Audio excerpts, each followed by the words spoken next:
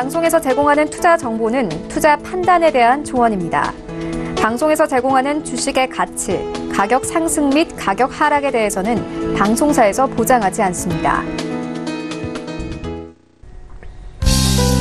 시청자 여러분 안녕하십니까. 오늘장 내일장 2부 출발하도록 하겠습니다. 2부에서는 이제 시장 이야기를 비롯해서 다양한 종목 이야기 준비를 해놓고 있습니다.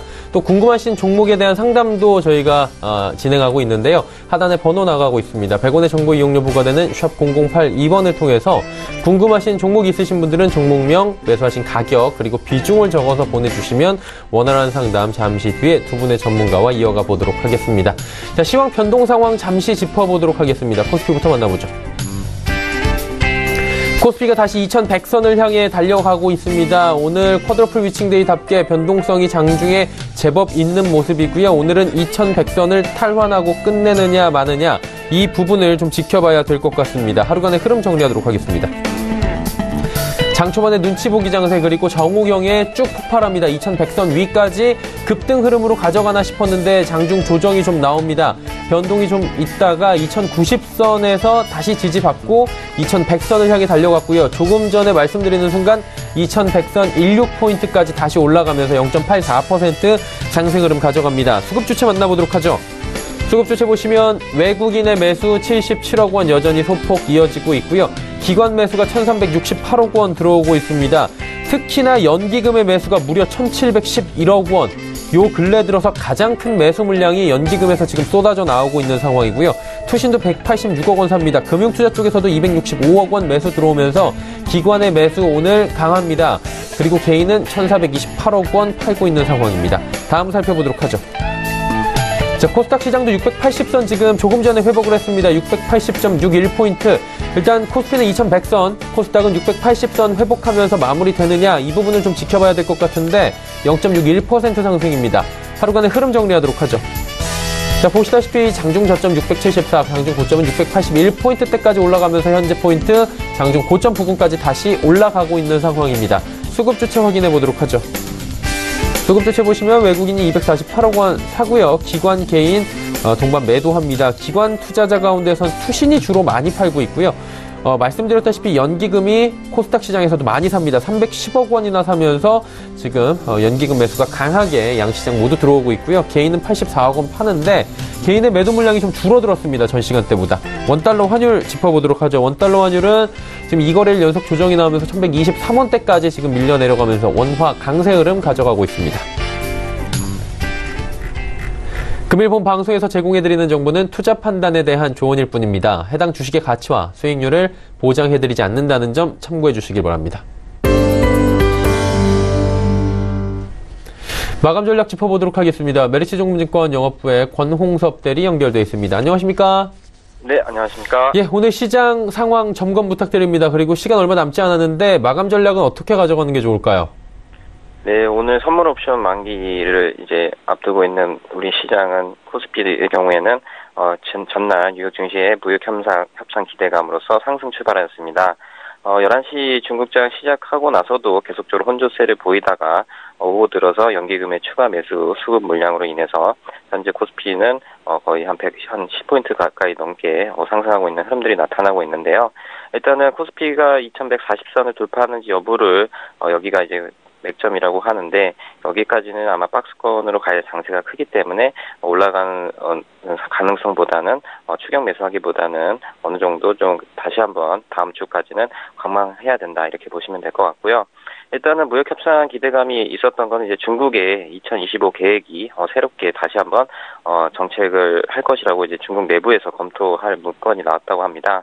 이제 중국 2025가 뭐냐면 이제 그 우리나라 과거에 95년도, 94년도에 외환 금융시장 개방을 한 것처럼 중국도 정체적으로 그 금융과 관련돼서 개방시장 정책을 2025년까지 할 계획이었지만 현재 그 미중 무역 분쟁의 가장 큰 이제 이슈는 중국이 빨리 금융 개혁을 개방을 해서 전체적으로 공정한 무역 거래를 하기 위한 미국의 입장을 어느 정도 수긍한 거라고 이제 예상이 되고 있습니다.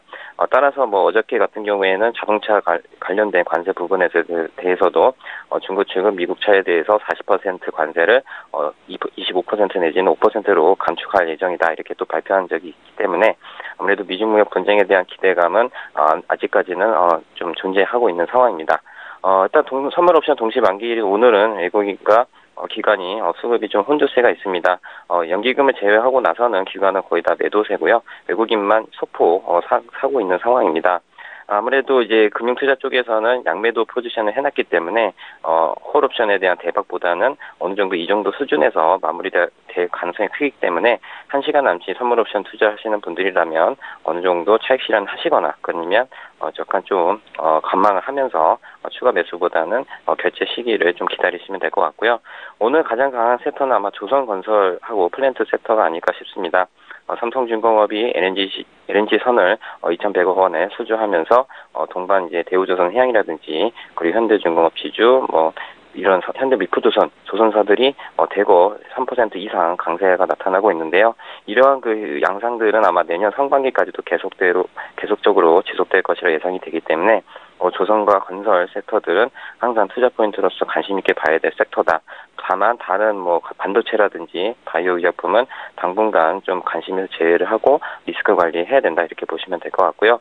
일단은 오늘 밤 10시 반에 22 총재 연설이 있습니다. 여기서 양적 완화 얘기가 나올 것 같은데 문제는 아직까지 이탈리아 예산안 통과라든지 브렉시트에 대한 이슈가 남아있기 때문에 양적 완화 중단보다는 어느 정도 기조를 좀 살펴보면서 아마 양적 완화는 한 내년 상반기 정도, 그러니까 3월 정도에 나타날 것으로 예상이 되기 때문에 22 총재 연설과 그리고 다음 주에 예정된 FOMC의 금리 인상 이슈, 올해 12월에는 한 번 정도 인상할 것이라고 예상이 되고 있지만 내년도 한 두세 차례 만약에 언급을 하게 된다고 하면 시장에서 굉장히 호응으로 받을 수 있기 때문에 일단은 다음 주까지도 이렇게 좀 리스크 관리하면서 좀 긴장의 끈 놓지 않으셔야 될 것 같습니다. 자, 그렇다면 남은 시간 동안에 좀 지켜볼 만한 종목이나 업종 보이십니까? 네, 앞서 말씀드렸다시피 이제 조선건설 섹터 쪽에 관심 있게 보고 있는 종목이 삼성중공업입니다. 오늘 7% 넘게 좀 상승을 하고 있지만 어쨌든 그 LNG 관련된 수주에 대한 호조성 기사로 인해서 지금 현재 이게 상승 모멘텀을 이제 출발할 처음 시기다 이렇게 보시면 될 것 같습니다. 일단은 그 조선과 관련돼서 이제 발주 사이클이 새롭게 패러다임이 도래를 했는데요. 기존에 있던 벙커 CU라든지 이런 그 기존에 있는 내연기관 조선보다는 이제 LNG, 그러니까 친환경에 맞는 조선에 대한 수주가 계속적으로 이어질 것으로 예상이 되기 때문에 그 가운데서도 삼성중공업이 기술적으로나 판가라든지 이런 부분에서는 굉장히 메리트가 있는 종목이다 이렇게 보시면 될 것 같습니다. 일단 IMO 2022 이제 2020년부터 탈환 규제가 본격적으로 시장이 이제 시작이 되는데 여기에 따라서 이제 중국이 앞으로 NS 1위지만 중국이 더 LNG선을 추가로 수주를 할 것이다라는 기대감보다는 우리나라 기술력이 더 강하기 때문에 그런 부분에서 LNG선 관련돼서 삼성중공업을 탑픽으로 보고 있고요. 19년도에서도 계속적으로 해안 플랜트라든지 지금 사우디 중동 중에서도 케미칼 부분에 대해서 투자를 늘리고 있는 만큼 삼성중공업이 LNG선 에 대한 수주 그리고 플랜트에 대한 수주까지 이어진다면 거기에 대해서 굉장히 큰 이제 상승 모멘텀을 가질 것이기 때문에 시장을 주도할 수 있다 이렇게 보시면 될 것 같습니다. 가격적인 전략은 목표가는 10,000원, 손절가는 6,200원이지만 일단 오늘 종가 정도에 매수를 해보면 하고요. 10,000원만 이제 돌파를 하게 된다면 위에 상단이 15,000원까지 열려 있기 때문에 좀 상반기까지 장투할 수 있는 종목이다 이렇게 보시면 될 것 같습니다. 네, 삼성중공업에 대해서 살펴보자라고 말씀해 주셨습니다. 오늘 말씀은 여기까지 듣겠습니다. 고맙습니다. 네, 감사합니다. 메리츠증권증권 영업부 권홍섭 대리와 함께했습니다.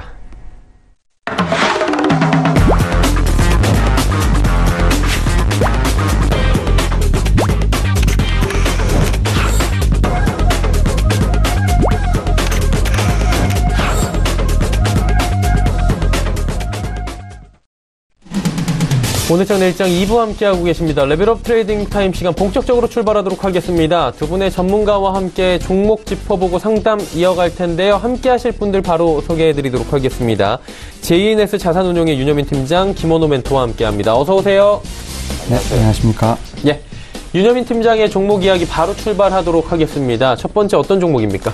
예, 제가 오늘 추천드릴 첫 번째 종목은 CJ ENM입니다. 크게 세 가지 정도 투자 포인트가 있는데요. 첫 번째로는 가파른 실적 성장입니다. 동사의 연결 기준 3분기 영업이익이 765억 원으로 전년 동기 대비 55.7% 정도 증가를 했는데요. 매출액은 1조 786억 원으로 전년 동기 대비 99.5%나 증가했고 당기순이익은 542억 원으로 105.3% 증가했습니다. 고성장을 보여주고 있는 상황입니다. 두 번째로는 미디어 부분의 안정적인 성장이라고 볼 수 있겠는데요. 드라마 아람브라 궁전의 추억, 남자친구 등이 연일 호평을 받으며 시청률 8에서 9%의 어떤 두 자릿수 가까운 시청률을 보여주고 있습니다. 또한 신서유기 시즌 5와 6편도 5에서 6%대 평균 시청률로 어떤 호평 속에서 종영을 하였는데요. 이에 힘입어 광고 단가도 지난 3, 4분기에만 연간 20% 이상 성장을 하였습니다. 3, 4분기 미디어 매출 가운데 38%가 콘텐츠, 36%가 TV 광고, 14%가 디지털 광고로 이제는 디지털 광고도 주요 수익원으로 떠올랐다고 해도 과언이 아닐 것입니다. 마지막으로 음악 부분인데요. 아이즈원의 경우 첫 앨범 초동 판매량이 8만 장을 기록을 했습니다. 이에 따라서 트와이스, 블랙핑크, 소녀시대에 여자 아이돌 4위의 성적을 기록을 하였는데요. 대표 아이돌인 워너원의 어떤 공백은 불가피하나 어떤 후속 그룹 데뷔를 앞두고 있고 프로듀서 101 시즌4도 이르면 내년 상반기에 방송이 예정되어 있습니다. 결론적으로 동사는 어떤 미디어와 음악 두 부분에서 주가가 견인될 것으로 판단이 되고요. 목표 주가를 25만 원, 손절가를 19만 3,900원 설정하고 시장 상황에 보도록 하겠습니다. 제가 두 번째로 말씀드릴 종목은 삼성 SDI입니다. 일단 실적에 대해서 좀 말씀을 드리겠는데요. 4, 4분기 영업이익은 전년 대비 115% 증가한 2,653억 원으로 우상향 추세를 이어가고 있다는 판단인데요. 스마트폰 수요 약세 등 거시환경 우려가 상존하고 있는 상황을 고려한다면 상당히 양호한 실적으로 판단이 되고 있습니다. 특히 소형전지는 플리머가 해외 고객 스마트폰 판매 부진 영향이 좀 불가피한 상황이겠지만 넌 IT용 원형의 어떤 호조가 이를 상쇄할 것으로 보고 있습니다. 자동차 전지는 유럽향 신모델 효과가 클 것으로 판단이 되고 있으며 3세대 배터리 공급이 본격화되면 제품 믹스 개선을 뒷받침할 수 있을 것으로 예상이 되고 있습니다. 전기 재료는 편광 필름이 LCD 업황 대비 선전하고 있는 가운데 4, 4분기에는 OLED와 반도체 소재가 호실적으로 이끌 것으로 전망이 되고 있습니다. 그리고 동사는 중국에 잇따른 투자를 하고 있는데요. 어떤 시안, 텐진 공장 증설에 모두 1조 3천억 원가량을 투자한 것으로 알려져 있습니다. 텐진 공장은 소형 배터리를 생산하는 곳으로 삼성 SDI는 4천억 원가량을 투자해 신규 라인 3개에서 4개 정도를 추가할 것으로 예상이 되며 시안에 있는 전기차용 배터리 공장에는 9천억 원 이상이 투자될 것으로 판단이 되고 있습니다. 사실 국내 전기차 배터리 업체들은 중국 정부의 어떤 보조금 차별로 세계 최대 전기차 시장인 중국 시장에 진입을 못했던 것이 사실입니다. 하지만 시안의 전기차용 배터리 공장 증설은 중국 정부가 전기차 보조금을 폐지하는 시점에 따른 어떤 선제적 투자로 보여지고 있는 것이 사실입니다. 텐진 공장의 경우 소형 2차 전지 생산 능력은 연간 16억 셀 정도인데 수요 증가로 계속 생산 능력이 확대되고 있는 상황입니다. 이어 원통형 라인 가동률은 90% 이상으로 향후에도 원통형 전지 위주의 생산 설비 증설이 진행될 것으로 판단이 되고 있습니다. 결론적으로 원통형 전지 부족 상황에서 전기차 시장 확대에 따른 동사의 전지 실적은 크게 증가할 것으로 전망이 되고 있는데요. 내년 삼성 SDI가 1조 1,310억 원의 영업이익을 기록할 것이라는 전망이 우세합니다. 목표 주가를 25만 원, 손절가를 19만 4,400원 설정하고 시장 상황을 보도록 하겠습니다. 제가 세 번째로 말씀드릴 종목은 CJ 대한통운입니다. 이 종목도 지금 세 가지 정도의 투자 포인트가 존재를 하는데요. 첫 번째로 견고한 실적입니다. 올해 동사의 매출액은 9조 1,081억 원으로 내년에는 10조 3,657억 원으로 각각 전년 대비 28.1%, 13.8% 증가할 것으로 추정이 되고 있는데요. 영업이익은 올해 2,241억 원으로 전년보다 4.9% 감소하겠지만 내년에는 3,074억 원으로 37.1% 증가할 것으로 전망이 되고 있습니다.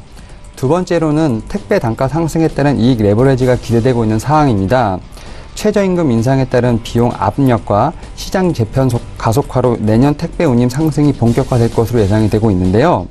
허브 및 서브 터미널에 자동화 설비를 선제적으로 투입해 어떤 인건비 상승에 대비한 만큼 이익 운임이 본격화됨에 따라 이익 레버리지가 경쟁사 대비 상당히 클 것으로 판단이 되고 있습니다.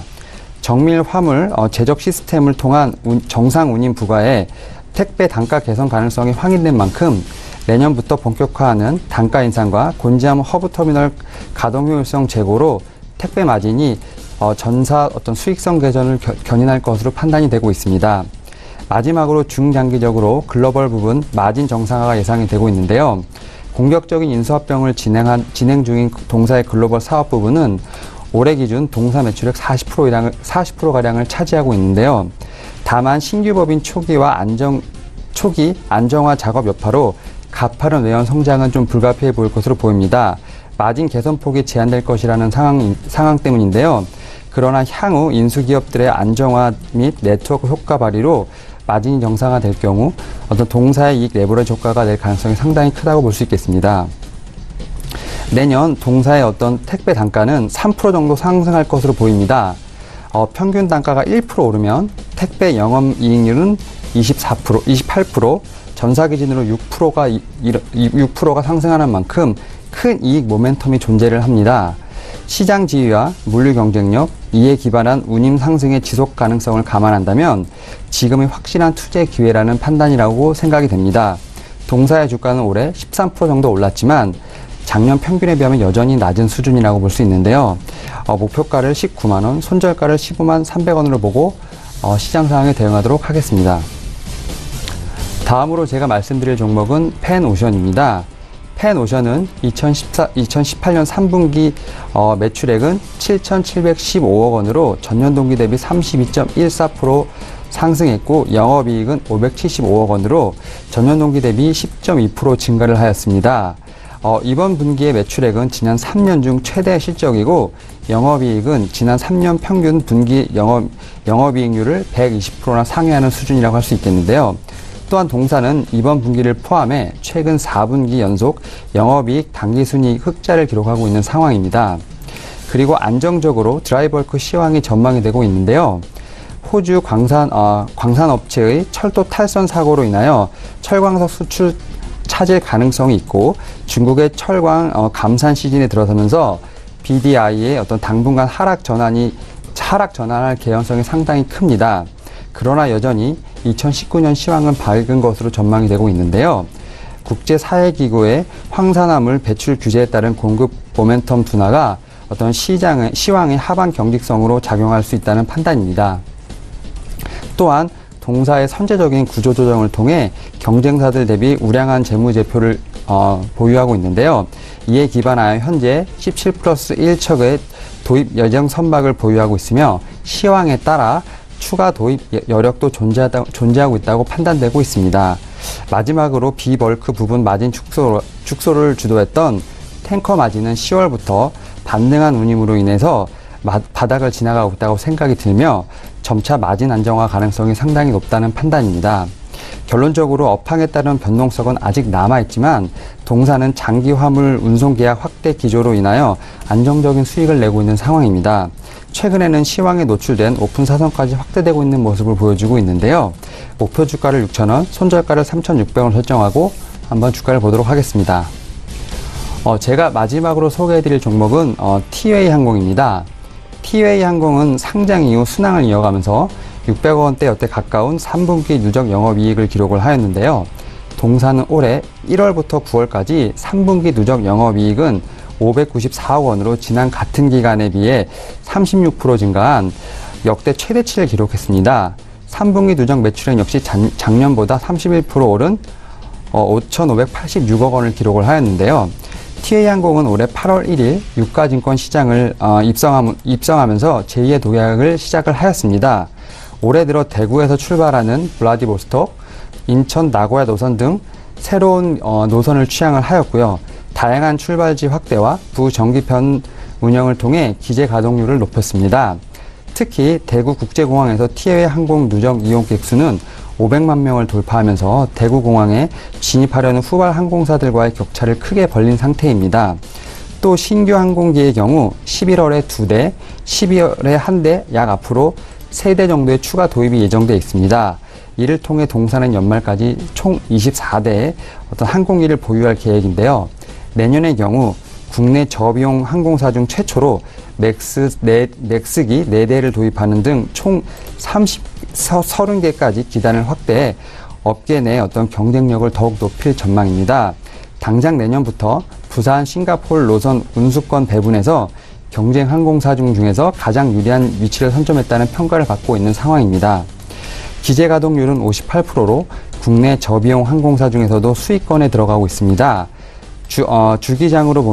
주기장으로 사용하고 있는 대구 공항의 야간 통제 시간은 다른 국제공항 대비 2시간이 짧기 때문에 가동률 제고에서 상당히 유리한 편이며 괌을 잇는 8개의 운수권 외 대만과 베트남을 잇는 5유자 운수권도 보유해 경쟁이 심화되는 국내 항공 여객 시장에서 차별화된 포인트로 작용할 전망입니다.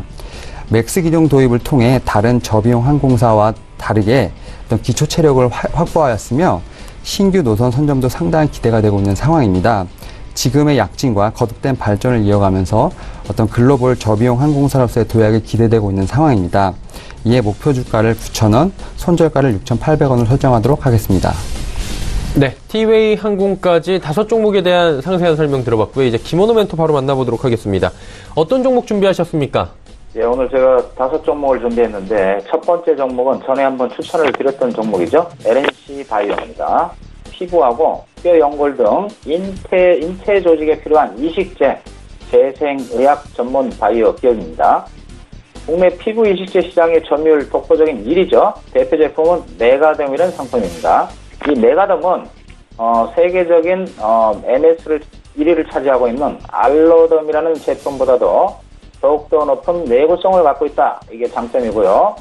그 다음에 이 회사의 두 번째 가장 강력한 부분은 뭐냐면 진입 장벽을 완벽하게 구축한 자체 기술, 핵심 기술을 보유한 그런 업체다.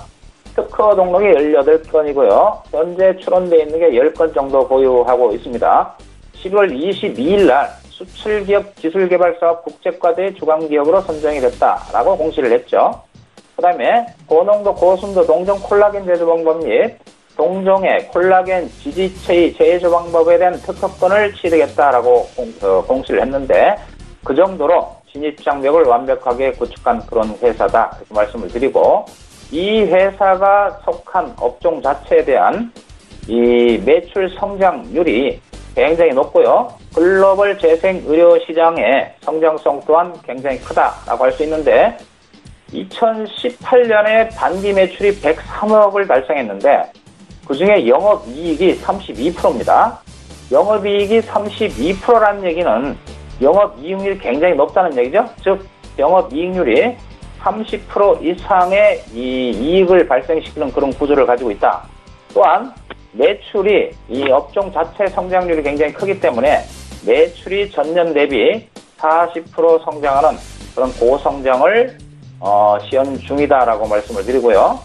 재생의료 시장의 글로벌 시장 규모가 어떠냐 보면은 2020년 내후년에 약 120억 달러로 그 규모가 성장을 하고 매년 향후 10년간 매년 17% 이상의 고성장이 지속되는 그런 업종이다.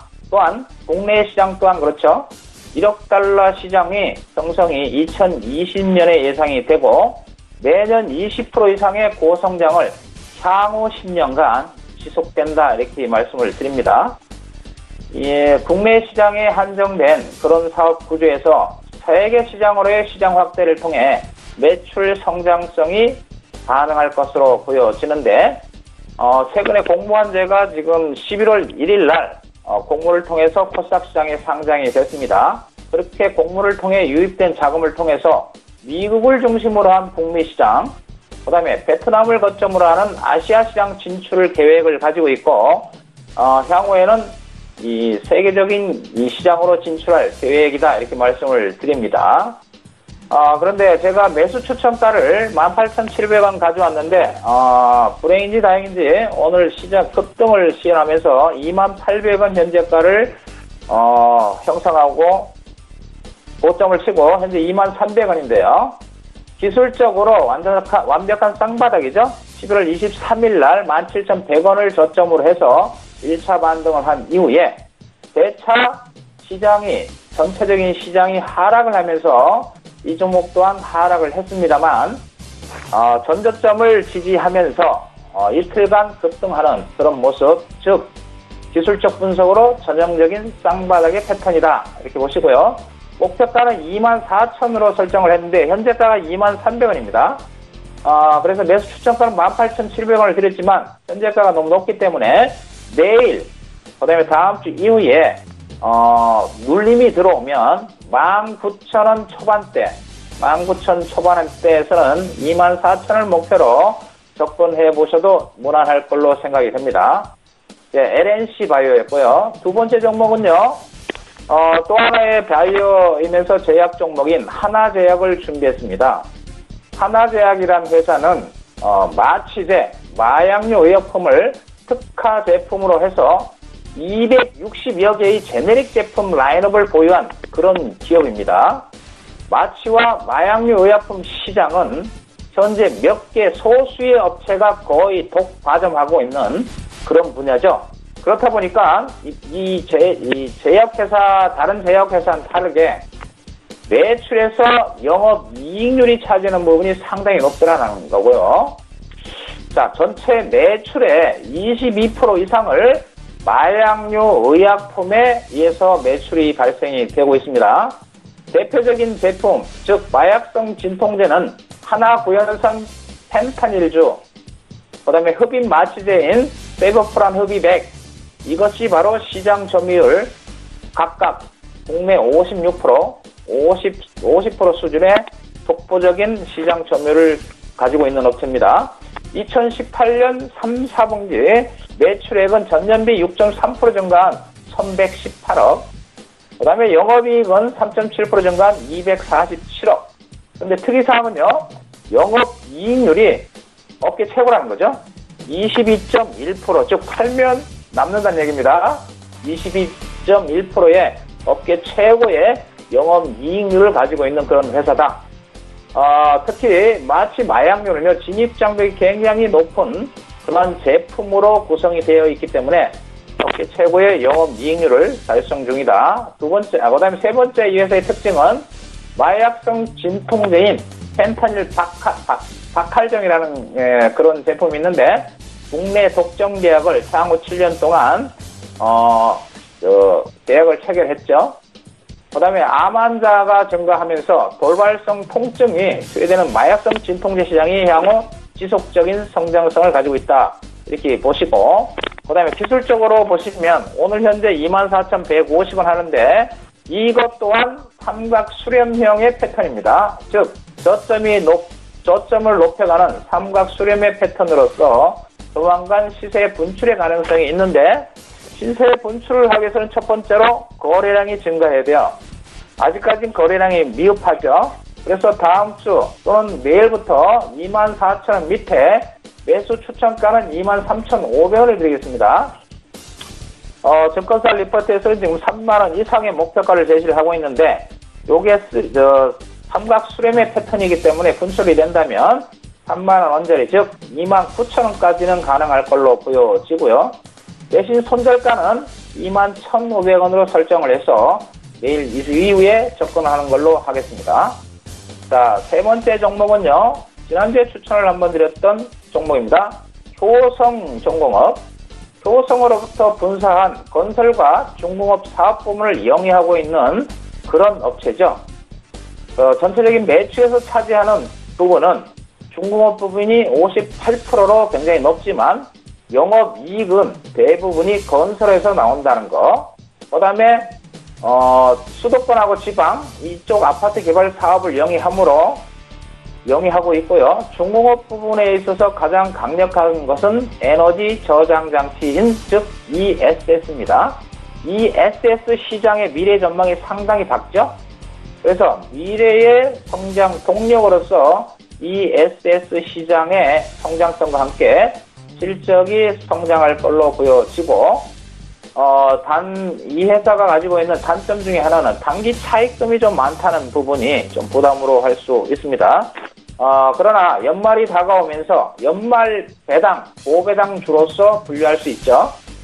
그래서 동종업체 또는 건설, 건자재 업체 대비 저평가 국면을 현재 유지하고 있고, 지난주에 44,500원에서 매수 추천을 했는데 오늘 48,850원. 그래서 신규 매수는요 47,200원을 신규 매수가로 설정을 하시고, 목표가는 연말까지 52,000원을 보겠습니다. 대신 손절가는요 43,800원으로 설정을 하시고 접근하도록 할게요. 그 다음에 제가 준비한 네 번째 종목은 맨 바이오 업체입니다. 애니젠이라는 종목으로 자, 국내 유일의 의료용 펩타이드 소재 생산 업체입니다. 국내 유일의 의료용 펩타이드 소재 생산 업체. 그 다음에 국내 최초로 펩타이드 원료 의약품 GMP 공장을 구축하였다. 그 구축을 통해서 세계 글로벌 이 업종에서 3위로 도약하는 그런 목표를 설정해 놓은 상태고, 글로벌 빅파마는 이 펩타이드를 이용해서 항암제라든지 골다공증 치료제, 항생제, 당뇨병 치료제와 고혈압 치료제 등 여러 100여 종 이상의 의약품을 개발, 판매하고 있는데, 그만큼 이 펩타이드의 성장성이 굉장히 높다, 이렇게 보시면 되고요. 이거를 토대로 해서 지금 신약의 파이프라인을 4가지를 가지고 있는데, 가장 앞서가는 신약 파이프라인은 유방암 치료제인 AGM-130입니다. AGM-130. 임상1-3을 완료를 했죠. 2018년 연말까지 완료 예상했는데 지난주에 완료를 했습니다. 완료한 이후에 기술 이전을 지금 추진하고 있다.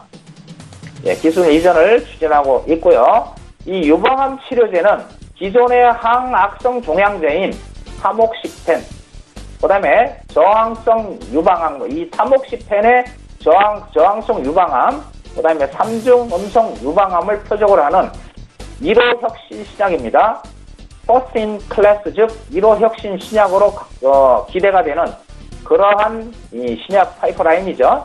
이것은 독성이 굉장히 낮고 장기 투여가 가능한 그런 이 신약이다. 그래서 유방암 치료의 이 화학적 요법 치료제, 여기에서 발생되는 여러 가지 부작용, 그 다음에 재발, 이런 부분을 많이 완화할 수 있는 그런 혁신적인 신약이 될 수 있습니다. 그런 신약임에서도 불구하고 현재의 주가 수준은요, 지금 15,350원인데 15,350원이 중요한 게 아니고 시가총액이죠.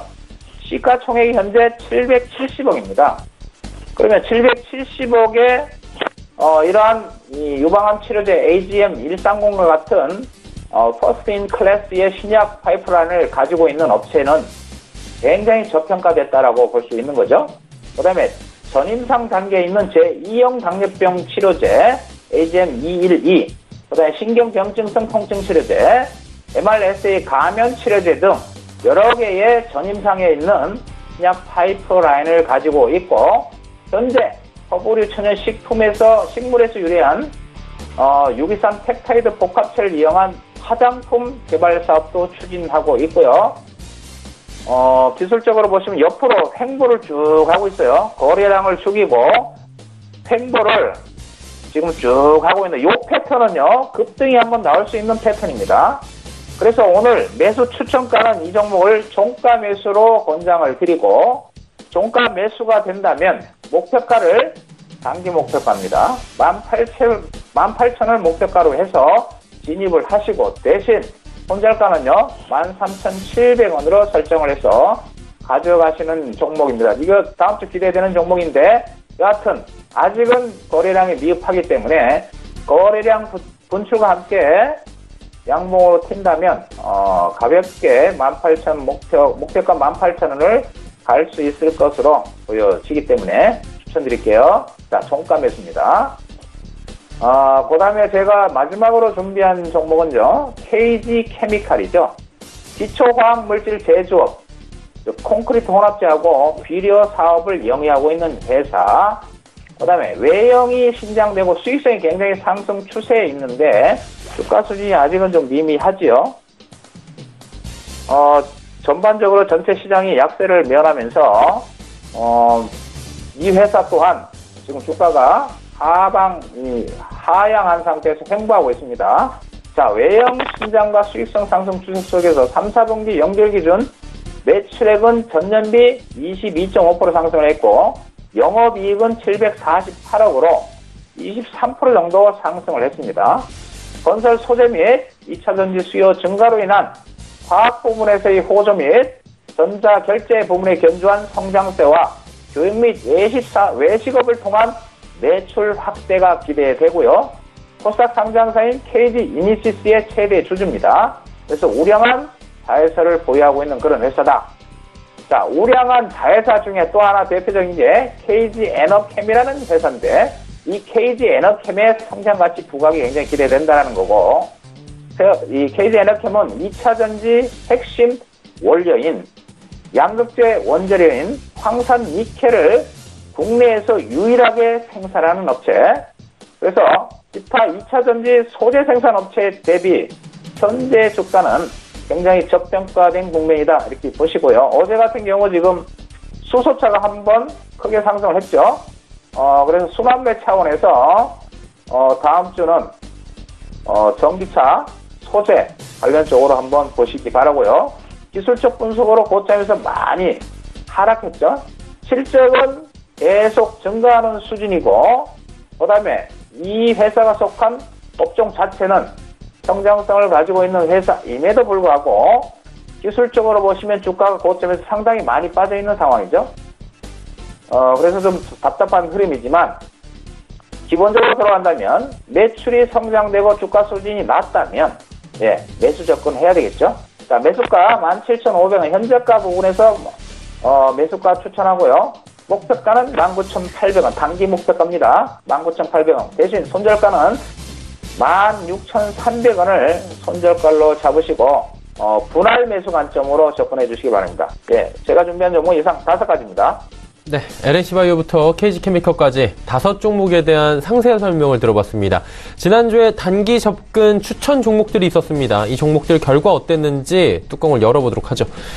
윤 팀장님은 GS건설이었는데 어땠습니까? GS건설은 지금 전날 대비해서 6.54% 지금 오르면서 높은 강세를 좀 보여주고 있는데요. 사실 동사액이 2018년은 어떻게 보면 잊지 못할 한 해라고 지금 판단이 되고 있습니다. 1분기 영업이익을 어떤 3,898억 원을 기록하면서 시장을 놀라게 한 이후에 지금 분기당 지금 2천억 원 이상의 안정적인 영업이익을 내고 있습니다. 업계 최초로 영업이익 1조 원까지 올라설 것으로 보여지고 있는 상황인데요. 당연히 꾸준한 수주 증가가 이를 뒷받침한다고 생각할 수밖에 없는데요. 현재 국내 같은 경우는 12월 들어 2건의 주택 수주를 기록하면서 지금 계속 수주를 이어가고 있습니다. 대구 수성 23구역, 성남 은행주공 등 인기 지역에서 여전한 수주 경쟁력을 보여주고 있고요. 여기에 LG화학, 여수 석유화학 공장 건설을 포함하면 12월 3일, 4일 이틀간에도 벌써 1조가량의 어떤 신규 수주를 기록하고 있는 상황입니다. 또 마지막으로 해외 수주 증가도 상당히 지금 괄목할 만한 것으로 보이고 있는데요. 또 중동에서 석유화학 부분에 어떤 확대 투자가 이루어질 전망으로 지금 예견되고 있습니다. 석유 수요가 줄어드는 것을 대비해서 화학 산업에 어떤 선제적 투자를 하는 모양인데요. 동사는 아랍에미레이트, 쿠웨이트 등에서 상당히 지금 많은 정제 공장을 건설한 경험이 있기 때문에 향후 수주전에서도 상당히 유리할 것으로 판단하고 있습니다. 또한 이제 북한 인프라 시장의 확대도 어떻게 보면 GS건설에게는 수혜가 될 것으로 판단됩니다. 그래서 목표가를 6만 원을 계속 설정하시고 시장 상황을 보시면 될 것 같습니다. 네.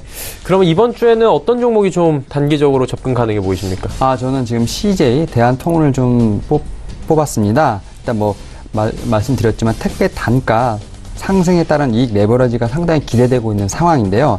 최저임금 인상에 따른 비용 압력과 시장 재편 가속화로 인해서 내년 택배 운임이 상승할 것으로 예상이 되고 있는데요. 내년에 동사의 어떤 택배 단가가 3% 정도 상승하면 평균 단가 1% 이상 오를 때마다 택배 영업이익은 28%, 전사 기준으로 6% 이상 늘어날 만큼 큰 이익 모멘텀이 존재하고 있는 상황입니다. 시장 지위야 물류 경쟁력, 이에 기반한 어떤 운임 상승의 지속 가능성을 감안한다면 지금의 확실한 투자라는 생각이 들고요.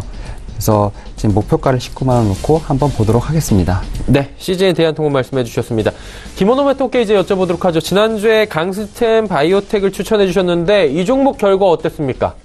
예, 지난주에 종가상으로 추천했던 종목이죠. 16,200원 추천을 드렸는데 추천 이후에 시장이 폭락을 하면서 조금 하락으로 조금 진행이 되다가 현재가 16,700원 추천하고 한 500원 정도 상승 중인데요.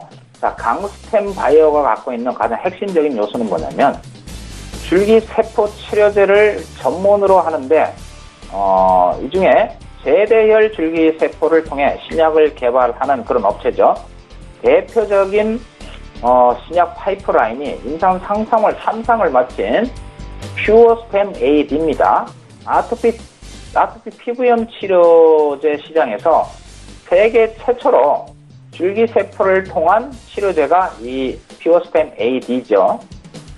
그런데 국내 임상을 성공리에 마치고 이 신약이 가지고 있는 이 아토피의 근본적인 명확한 치료 기전에 대한 이 보유, 그 다음에 이 피부에 대한 안전성과 그 다음에 가격 경쟁력이 비교 우위를 가지고 있다는 부분이고, 아직까지 상품으로 나오진 않았지만 이 면역 조절 능력이 탁월하면서 광범위한 피부 질환에 대한 범위에 작용이 가능하고요. 그 다음에 거부 반응과 부작용 및 내성이, 이 약에 대한 내성이 없어 상당히 높은 안전성을 보유하고 있는 그런 신약입니다.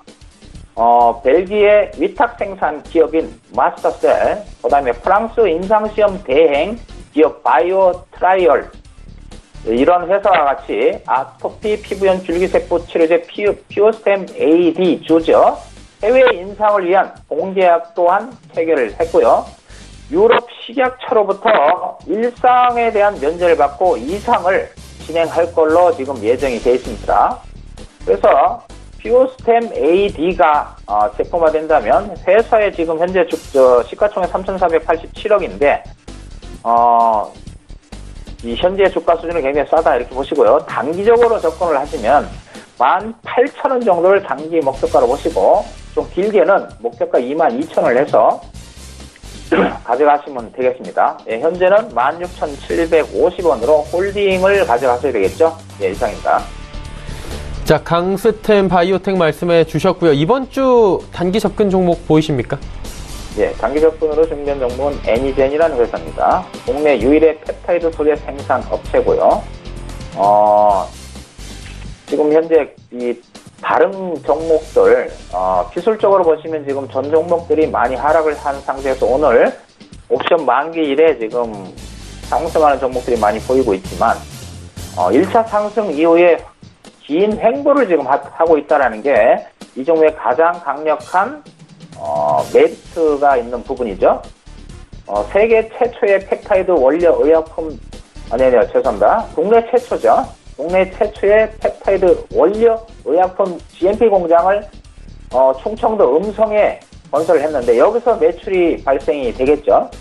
발생이 되면서 특이한 부분은 그럼에도 불구하고 이 신약 파이프라인을 여러 개 갖고 있다는 거, 그 다음에 유방암 치료제 신약이 가장 강력하다는 거, 그 다음에 기술적으로 옆으로 횡보한 이후에 시세 분출을 지금 막 준비하고 있던 그런 모양을 가지고 있기 때문에 단기 접근가로 추천을 드리고, 오늘 종가로요 매수 접근 한번 해보시면서 가져가는 걸로 하고요. 목표가는 18,000원 설정을 하겠습니다. 대신 손절가는요 13,700원 잡으시고 대응하시면 되겠습니다. 네, 이상입니다. 애니젠에 대한 이야기 나눠봤습니다. 자, 이제 시장의 특징 살펴보도록 하겠습니다. 오늘 변동성 굉장히 강한 시장이고요. 2018년도 마지막 쿼드러플 위칭데이입니다. 오늘의 특징주는 윤 팀장님은 어떻게 잡고 계십니까? 저는 일단은 항한령 해제에 따른 기대감, 그리고 어떤 미중 무역 분쟁의 완화 기대감을 해서 중국 관련된 소비주나 어떤 유통주가 상당히 좀 좋은 흐름을 보여주고 있는데요. 제가 오늘 눈여겨보는 종목은 신세계 인터내셔널입니다. 전일 대비 7.3% 정도 상승을 하고 있는데요. 지난 10월 출시한 신규 화장품 브랜드 연작이 어떤 내부 매출 목표를 초과 달성 중인 것으로 파악이 되고 있고요. 내년 초에 대형 시내 면세점 입점도 예정되어 있는 만큼 연작의 내년도 매출액은 300억에서 500억, 그다음에 2020년 매출액은 1000억 원까지도 추정이 되고 있습니다. 이어 비디비치의 경우 이달 내에 기초라인 6종이 출시됨에 따라 추가 매출이 발생할 것으로 판단이 되고 있습니다. 이에 신세계 인터내셔널에 대해서 목표가를 어떤 22만 원으로 보고 한번 보도록 하겠습니다. 네, 신세계 인터내셔널 지금 최근에 많이 올라왔는데 오늘 또 급등 흐름이 나오고 있습니다. 김원호 멘토는 어떤 종목을 좀 특징적으로 꼽으시겠습니까? 예, 제가 준비한 종목은 우리산업이죠. 자동차 부품 제조 및 판매 사업을 영위하는 그런 업체입니다. 이 매출의 한 70% 정도가 공조 시스템, 특히 전기차에 들어가는 HVAC 액추에이터, 그 다음에 공조 제어기, 클러치 코일 등 매출의 약 70% 정도가 공조 시스템에서 발생을 하고 있고, 전기차의 난방 부품인 PTC 히터를 테슬라에 독점 공급하는 그런 회사입니다. 전기차 성장의 이 수혜주로서, 그 다음에 자율주행 제품 개발을 통한 성장성을 갖고 있는 그런 회사, 우량한 자회사 우리엠 오토모티브의 성장성이 부각될 수 있는 그런 회사입니다. 우리엠 오토모티브는 자율주행의 핵심 부품인 레이더라든지, 그 다음에 차량 장애물 감지 시스템이라든지, 그러한 자율주행 관련 부품을 지금 생산하고 있죠. 회사의 성장성 또한 엄청나게 크기 때문에 우리 산업 기술적 분석사 현재 양호한 위치에 있기 때문에 매수가 3만 1,000원대, 지금 3만 2,000원인데 3만 1,000원 중반대, 그다음에 목표가는 3만 5,000원 정도 설정을 하시고 손절가 28,700원으로 잡고 대응하시면 아주 좋은 그런 위치라고 생각이 됩니다. 예, 이상입니다. 우리 산업을 시장의 특징주로 꼽아주셨습니다. 이제 종목 상담 이어갑니다. 100원의 정보 이용료 부과되는 샵 0082번을 통해서 종목 상담 또 많이 들어와 있는데요. 먼저 2951번님께서 CSA 코스믹 8,230원에 비중 100% 한 종목을 다 가지고 계신데 어떻게 하는 게 좋을까요? 일단 제가 동사에 대해서 좀 알아봤습니다. 동사는 1989년에 설립되어서 어떤 건설 자재 및 제조 및 전문 건설 공사로서 화장품 제조, 판매 등 사업을 여러 가지 사업을 좀 영위하고 있는데요. 일단 이 동사 같은 경우는 3분기 기준 어떤 970개의 어떤 CS 매장의 왓슨스 오프라인 매장향 신규 제품 및 중국 주요 온라인몰 대상으로 해서 아이 매거진 및 모찌 팩트 추가 라인업을 판매하고 있는 상황입니다. 중국의 11월 관군제 효과로 인해서 하반기 매출액은 최소 400억 원을 상회할 것으로 판단이 되고 있고 2018년 화장품 매출액은 760억 원 정도를 달성할 것으로 판단이 되고 있습니다. 또 3분기 화장품 부분 매출액과 영업이익은 각각 224억 원과 32억 원으로 현 주가 수준, 퍼봤을 때 17배 수준으로 브랜드 화장품 업종 대비 현저한 저평가 구간으로 판단이 되고 있습니다. 하지만 100% 비중은 상당히 좀 큰데요. 6,800원에서 1차 청산하시고요. 여유가 있으시면 지금 제시하셨던 8,230원까지 가져가시면 좋을 것 같습니다. 네. 다음 종목 이어갑니다. 7918번님께서는 파워로직스 6,080원의 비중을 30% 진단 부탁드립니다 하셨는데 이 종목은 어떻게 할까요, 베토님? 예, 현재가 지금 6,130원이네요. 현재가 매수가 대비 소폭 상승 중인데 카메라 모듈이 전체 매출 한 64%를 차지하고 있는 휴대폰 관련 종목이죠. 예, 2018년 상반기 연결된 누적 매출이 지금 3,400억, 전년 대비 소폭 감소입니다. 그 다음에 현재 제품 이 카메라 모듈에 더해서 에너지 저장 시스템이죠. ESS 등 이러한 다양한 상품을 통해 이 파워 토탈 솔루션을 제공하고 있고 전략적인 제휴업체 간의 이 시너지 효과로 메이저 세일 업체로서의 사업 확대를 추진 중에 있는데 지난 11월 달에 단기적으로 4,000원대에서 단기적으로 한 80% 정도 상승을 해서 7,970원을 형성을 했습니다. 그리고 나서 지금 현재 6,000원 초반대 지금 주가가 행보하고 있는데, 단기적으로 좀 많이 떴다가 좀 눌린 그런 상황이죠. 그래서, 여기서 가장 중요한 부분은, 현재가 비록 6,120원 하고 있지만, 손절가를 반드시 적고 들어가시라는 거, 6,770원이 붕괴를 손절을 잡으시고요. 단기적으로 시세를 탄력을 낼 수 있다면 6,250원 안착이 가장 중요합니다. 6,200원 안착이 되면 홀딩에서 한 7,000원 초반대 거기까지는 단기적인 목표로 설정하셔서 접근하셔도 되겠습니다. 예, 일단은 홀딩 전략입니다. 파워로직스 일단은 홀딩 전략 제시를 해 주셨습니다. 다음 종목 가보도록 하겠습니다. 1314번님께서 한국전력 36,300원에 비중 30% 대응 전략 궁금하다 하셨는데 매수가 대비해서 많이 내려와 있거든요. 아, 네, 그렇습니다. 일단 뭐 추세를 말씀을 드리면 내년 이후에 어떤 경기 둔화기에 어떤 전기요금 인상은 상당히 좀 어려울 것으로 판단이 되지만 석유, 석탄 가격 하향 안정화, 그리고 액화 천연가스 세계 인하, 그 다음에 원전 가동률 상승 등 여러 가지 어떤 요소들로 인해서 한전의 실적 및 평가 가치는 좀 회복할 것으로 판단이 되고 있습니다. 또 주택용 전기요금 누진세 개편은 중립적인 효과가 예상이 되지만 2016년 이후 반복됐던 여름철 일시적인 요금 할인 우려는 해소될 것이라는 판단입니다.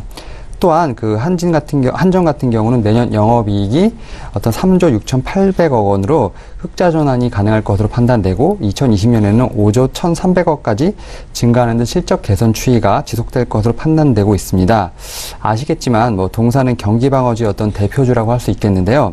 약세정에서도 주가가 상승하는 흐름을 나타내고 있습니다. 연중 최저가 이후에도 주가가 35% 정도나 올랐는데요.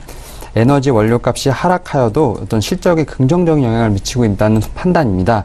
그래서 지금 제시하신 목표가까지 좀 홀딩하시면서 좀 보시면 좋을 것 같습니다. 네, 한국전력 말씀해 주셨고요. 다음 종목도 이어갑니다. 6185번님께서 GS건설 39,800원에 비중 30%. 멘토님 어떻게 할까요? 예, 지금 현재 47,350원으로 수익률이 굉장히 큰데 앞서 우리 윤여맨 멘토님께서 뭐 GS건설에서 상세한 부분을 언급을 하셨죠.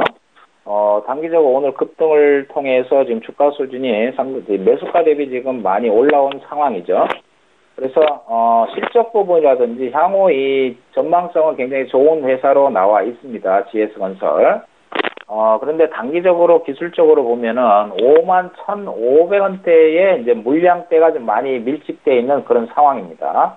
그래서 현재 지금 47,350원은 그다음에 오늘 또 강하게 장대 양봉을 만들고 있는 상황이라면 무난히 51,000원대는 갈 걸로 보여지기 때문에 지금 비중이 30% 비중을 갖고 계시기 때문에 39,800원 그래서 51,000원 언저리에 일단 비중을 좀 줄이면서 리스크 관리를 하시면서 보시면 좋을 것 같습니다. 현재가 47,350원 그대로 가져가시고요.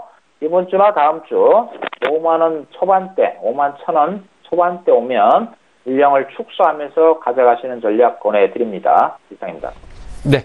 GS건설 같은 경우에 이제 오를 때마다 조금씩 물량 관리를 좀 해나가자, 수익 실현도 좀 해나가자라고 말씀해 주셨고요. 3623번님께서 신라젠 81,600원에 비중 20% 진단 부탁드립니다 하셨는데 최근에 변동이 굉장히 심해요, 신라젠은. 예, 맞습니다. 신라젠이 사실은 그 내년 상반기 3건의 병역 임상 결과를 좀 발표할 것이라는 기대감에 좀 상승을 좀 보이고 있는 상황인데요. 12월부터 내년 6월까지 어떤 미국 임상 종양학회까지 지금 3건의 병역 임상 결과 발표가 좀 기대되고 있는 상황입니다. 3건의 임상에는 팩사백과 여보이, 그 다음에 임펜지, 그 다음 옵티모를 각각 병용 투여해 안정성을 확인하게 되는 상황인데요. 2건의 임상 결과 모두 안정성 결과만 발표할 예정으로 심각한 부작용이 있으면 없다면 무난히 임상 진행이 예상이 되고 있는 상황입니다. 지금 현재 보면 주가가 지금 87,700원으로서 지금 제시하신 목표가 81,600원까지는 무난히 갈 것으로 보입니다만, 최근에 터졌던 어떤 셀트리온의 감리 이슈 등으로 인해서 제약 바이오는 상당히 좀 불투명한 상황입니다. 그래서 목표가를 터치하시면 좀 이 신라젠 같은 경우는 주가를 좀 정리를 하시고 좀 보수적 관점에서 제약 바이오주를 좀 보셨으면 좋겠습니다. 네, 알겠습니다. 자, 마감 시황 정리하도록 하겠습니다. 코스피부터 만나보도록 하죠. 2100포인트 바로 턱 밑까지 올라왔는데 참 2100선이 지금 좀 쉽지 않아 보입니다. 2099.02포인트 16.45포인트 상승하고 있고요. 하루간의 흐름 마지막으로 정리하도록 하겠습니다. 2084부터 2103포인트대까지 정오경까지 쉼없이 올라온 뒤에 조금 장중 조정이 나왔습니다.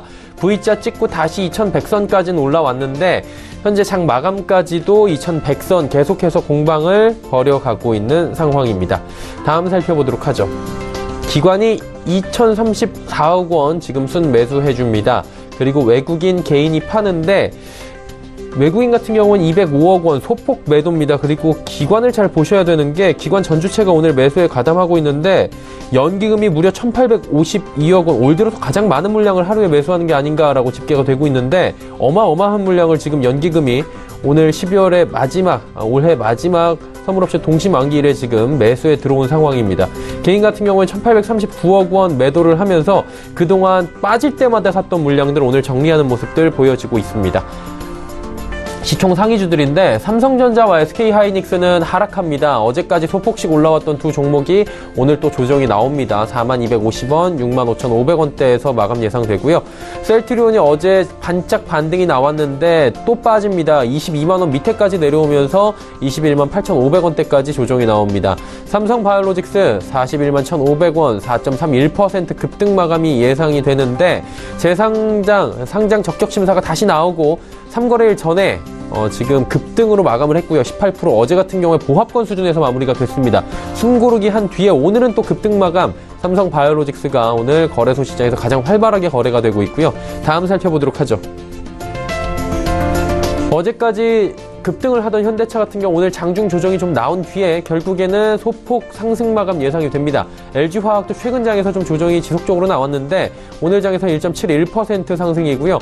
SK텔레콤 소폭 하락 마감 예상됩니다. 포스코, 삼성물산도 2.21, 1.85%씩 각각 상승 마감이 예상이 됩니다. 다음 살펴보도록 하죠. 코스닥 시장입니다. 680 턱걸이 마감 예상됩니다. 680.50포인트 마감 예상인데 하루간의 흐름 정리하도록 하죠. 보시다시피 674부터 681까지 쭉 정오경까지 올라간 이후에 지속적으로 680 공방을 벌여가면서 움직이고 있는 상황이고요. 거래소에 비해서 변동폭이 좀 적습니다.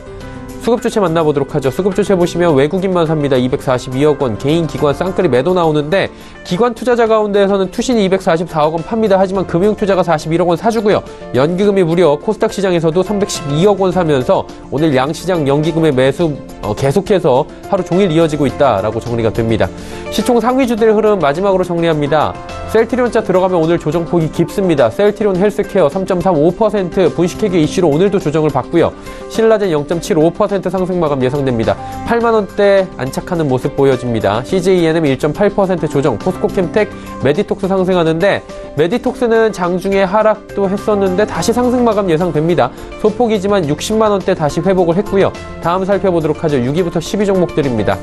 바이로메드가 20만원대 안착을 오늘도 합니다. 그리고 펄어비스도 2%대의 강세를 보이고요. 나머지 종목들이 소폭씩 조정이 나오는데 HLB 8만원 회복이 조금 더딘 모습, 그리고 스튜디오 드래곤 역시 900원 하락, 코오롱 티슈즈는 약복 합권에서 오늘장 마감이 예상되고 있는 상황입니다.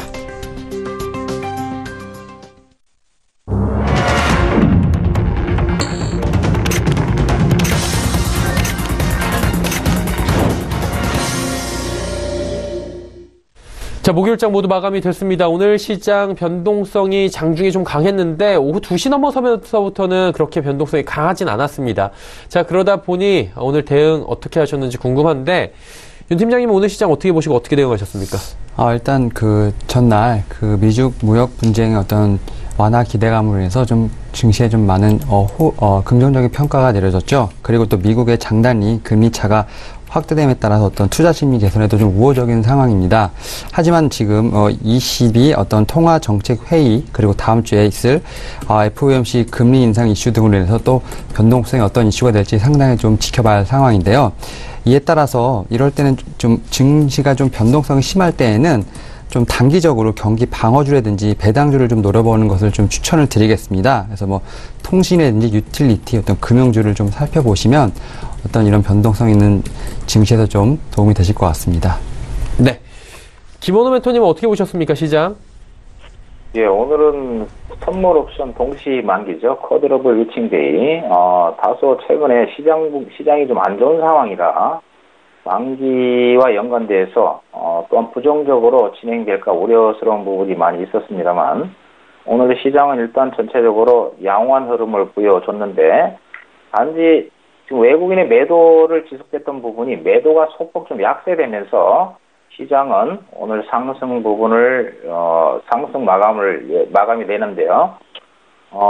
종목 접근에 있어서 그냥 최근에 전체적으로 시장이 좀 불안한 상황이기 때문에 바닥권에서 많이 상승한 종목보다는 바닥에서 이제 올라오는 종목, 바닥에서 양봉과 거래를 실는 종목 위주로 접근을 하셔서 아직은 강력하게 주식을 매수하는 부분은 좀 무리가 있습니다.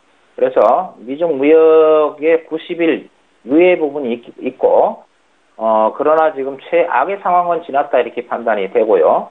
그다음에 미국의 금리 정책 그것도 한번 지켜봐야 되겠죠. 그러면서 좀 보수적이지만 저점 매수 관점은 유지하겠습니다. 예, 이상입니다. 네, 두 분과 함께 시장에 대한 이야기 나눠봤습니다. 이제 보내드리도록 하겠습니다. JNS 자산운용의 윤여민 팀장 그리고 김원호 멘토와 함께했습니다. 고맙습니다. 감사합니다. 지수 정리합니다. 코스피부터 만나볼 텐데 코스피는 2095포인트, 2095.45포인트의 거래를 마감했는데 2100선 탈환은 오늘 실패를 했네요. 코스닥 살펴보도록 하겠습니다. 코스닥은 0.69% 올라가면서 다행히 681포인트, 680선까지 지금 터치를 하면서 마무리했습니다. 원달러 환율 오늘 장중에 조정이 나왔는데요. 이 거래일 연속으로 조정이 나오면서 5원 10전 내렸습니다. 1124원 40전에 거래를 마쳤습니다. 자, 오늘 시장의 이슈 정리해드리도록 하겠습니다. 김동섭의 마켓뷰 출발합니다.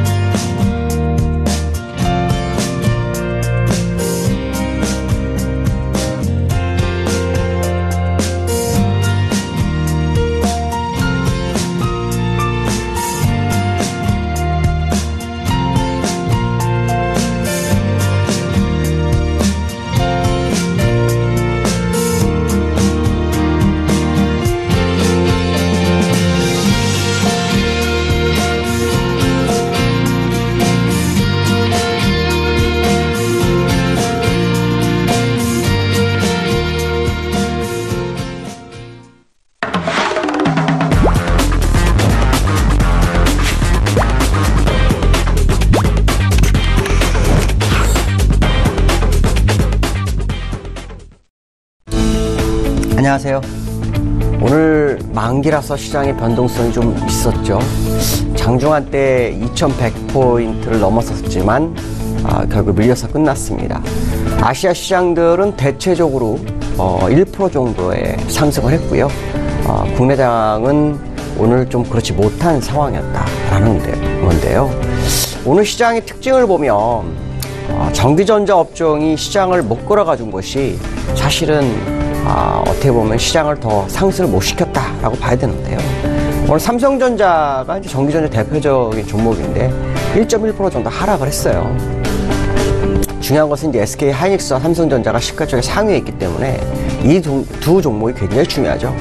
삼성전자의 차트를 좀 보시면은 이 추세 하단선이 아직 좀 남아 있어요. 아마도 4만 원이 지금 걸려 있는데 지난번에 4만 원이 되게 중요하다. 이게 이제 무너지면 38,000원까지는 열려 있는 상황이다. 그것이 추세대로 연결돼 있다라는 말씀을 드렸는데 삼성전자가 우리나라 시장을 못 이끌어주니까 아마도 시장이 더 상승하는데 제약을 받는 그런 상황이었다라고 봐야 될 것 같고요. 두 번째로는 그나마 다행인 것은 얼마 전에 거래 재개를 진행했던 삼성 바이오로직스가 오늘도 힘을 내줍니다. 근데 오늘 힘내준 건 상당히 의미가 깊죠. 왜냐하면 시장을 주도하는 종목이기도 하지만 60주선을 돌파하는 시도를 보입니다. 첫날 올라갔다가 밀렸죠. 근데 두 번째 날 십자 도지가 다시 만들고 세 번째 돌파하는 시국이 나왔다. 그렇다면 결국 삼성 바이오로직스가 당분간 시장을 주도할 소지가 굉장히 크다라고 봐야 될 것 같고요. 오늘 특징 중에 하나는 이제 수급적인 부분인데요. 기관이 매수를 해서 시장을 이끌어줬어요. 근데 기관이 이끌어주다가 동시효과에 기관은 매도를 합니다. 그리고 오히려 외국인이 매도했는데 외국인들이 약 5천억 정도를 현물을 매수해 주네요. 실제로 외국인들은 프로그램 매수까지 하면은 거의 한 8,500억 정도 시장에서 매수를 하면서 시장의 방향을 잡아줬다. 사실 어떻게 보면 오늘 한 270 정도 결제 가능성이 상당히 높았는데 선물만 270을 갔고요. 그 다음에 코스피 200은 70을 못 갔죠. 그러나 장중 한때는 270을 넘었었다라고 본다면 일단 목표치는 달성됐다.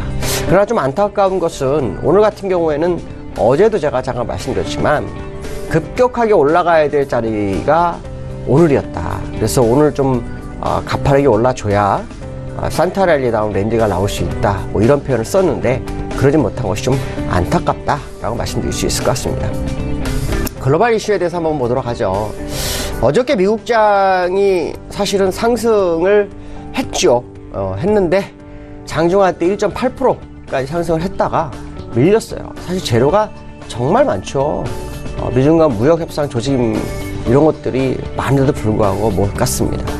내용들을 보면 뭐 어저께도 잠깐 말씀드렸죠. 화웨이 부회장이 보석으로 풀려나고요. 또 하나는 대두를 수입을 확대한다고 하죠. 또 자동차 관세를 40%에서 15%로 낮춘다고 하죠. 르허 부총리가 내년 초에 미국을 방문한다. 그래서 문신과 뭔가를 진행한다. 뭐 이런 얘기도 나오고 있는데도 불구하고 시장이 못 갑니다. 또 아시겠지만은 중국 제조 2025 이것도 10년을 뒤처지게 할 수 있다. 뭐 이런 얘기가 나오는 게 현재 현실인데도 불구하고 시장이 못 갑니다. 다우 차트를 한번 제가 이렇게 쭉 봤어요. 다우를 봤는데 주봉 상태의 모습을 보시면 일단 적절한 지점에서의 이제 지지력 테스트를 다시 한번 확인하는 작업을 하고 있고요. 어저께도 제가 말씀드렸지만 26,000 정도 단 조건은 23,880은 절대 무너지지 않아야 한다는 조건을 걸어드렸죠. 26,000까지는 갈 수 있는 소지가 있다라고 말씀드렸는데요. 일봉 상태의 모습을 좀 검토해 볼 필요성이 있습니다. 일봉 상태의 모습을 보면 이 내려올 때 양봉, 음봉이죠. 그리고 또 양봉이 나왔어요. 그럼 오늘 음봉이 나올까요? 오늘 음봉이 나올지에 대해서는 봐야 되겠지만 요때 시국과 이때는 좀 다릅니다. 무슨 말이냐면 이때는 양봉을 주고 바로 음봉으로 메워주는 상황인데 현재 위치는 양봉을 주고 음봉이 났지만 상당히 괜찮은 모습을 보였죠. 그러나 어저께 올랐었는데 이 음봉을 메워주는 양봉 형태의 모습이었다라고 본다면 일단 저점을 높이는 그런 구간이었다. 그렇다면 오늘 밤 미국 시장 상당히 기대되는 장일 것이다 라고 봐야 될 것 같고 오늘 같은 경우에 만약에 어저께 못 간 것까지 해서 요 기준선 수평구간인데요. 한 25,000? 지수로 따지면 한 500포인트, 480포인트 정도 만약에 오늘 올라서는 모습이 나온다면 상당히 26,000까지 빠르게 진행될 수 있다. 제가 아마 산타랠리에 대해서 짧게 진행될 수 있다라고 했는데 5일장, 10일장 이런 표현도 제가 가끔 쓰는데요.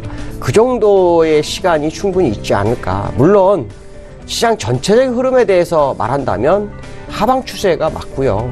다만 이제 하방 추세 중에서 올라가야 되는 자리가 있다라는 거 봐야 될 것 같습니다. 사실 다우 차트를 이렇게 보시면 일봉을 보시면 고점에서 쭉 밀렸는데 중간에 반등이 2번 들어왔어요. 이 두 개의 반등은 사실은 본질하고 다른 반등이었죠. 이때는 아시겠지만은 11월 6일 날 중간 선거가 월가에서 원하는 쪽으로 갔다 뭐 해서 올린 거고 또 요거는 또 다른 거죠. 요 같은 경우는 그 제롬 파월이 금리에 대해서 중립금리 언급해서 오른 거기 때문에 전체적인 흐름은 무역 분쟁에 의해서 움직이고 있는 상황이다라고 본다면 아마도 어저께 못 오른 거 오늘 올려주는지가 미국 시장의 아주 중요한 관전 포인트가 될 것 같다라고 말씀드릴 수 있을 것 같습니다. 두 번째 이슈를 보죠. 아주 재미난 이슈인데요.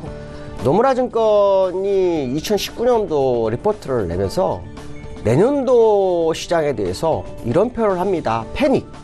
그 다음에 유가 20불. 상당한 그 충격적인 리포트죠. 이 리포트를 보면서 저는 이제 무슨 내용을 도대체 내겠을까 하고 봤어요. 내용을 봤는데 한 4가지 정도를 둡니다.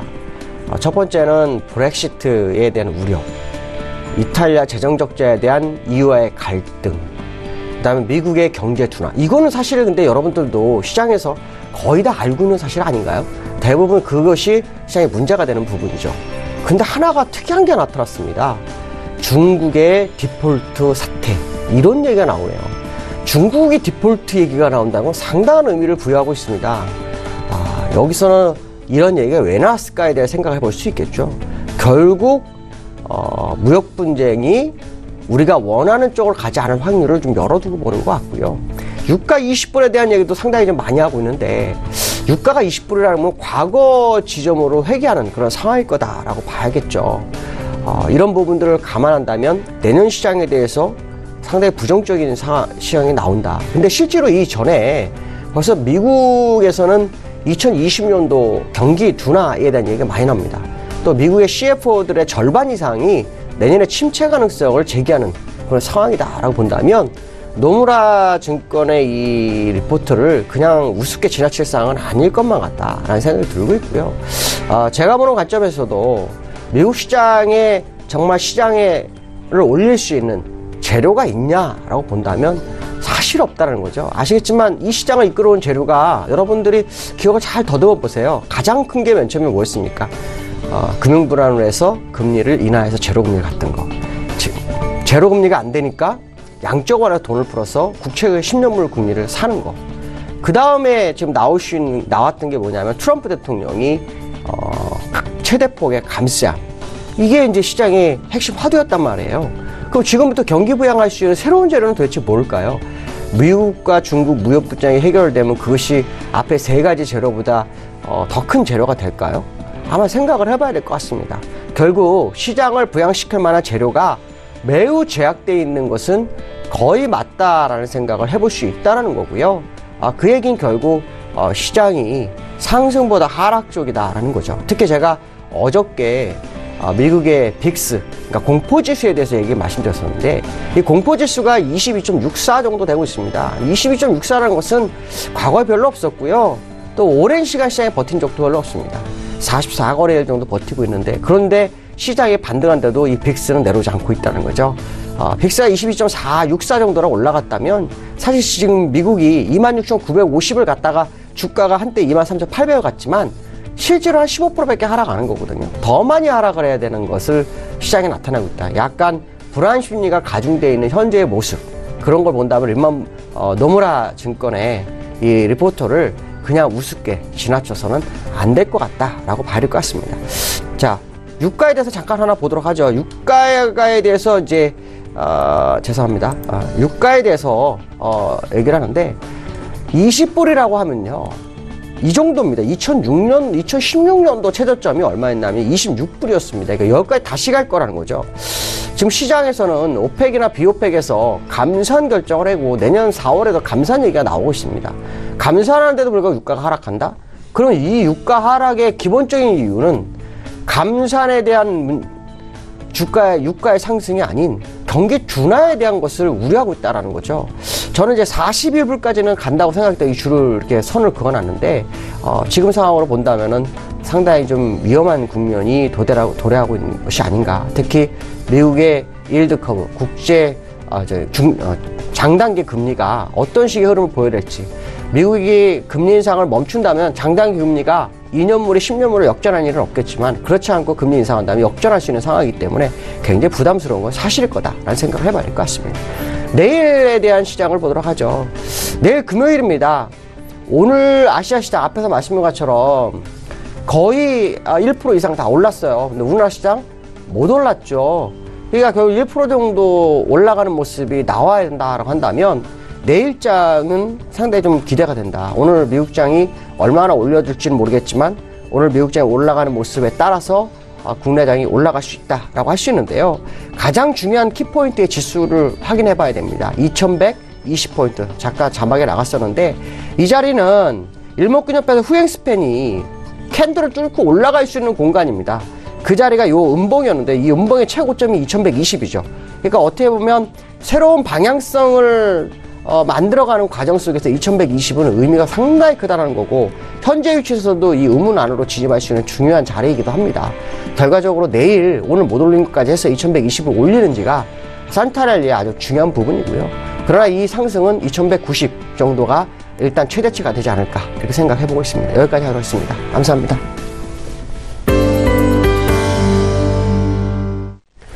김동섭의 마켓뷰를 통해서 시장의 이슈 정리해 드렸습니다. 금일 본 방송에서 제공해 드린 정보는 투자 판단에 대한 조언이었습니다. 해당 주식의 가치와 수익률을 보장해 드리지 않는다는 점 다시 한번 참고해 주시길 바랍니다. 오늘장 내일장 저희가 준비한 소식은 여기까지입니다. 편안한 오후 시간 보내시길 바랍니다. 저희는 내일 오후 2시에 더 알찬 소식을 들고 찾아뵙도록 하겠습니다. 함께해 주신 여러분 고맙습니다.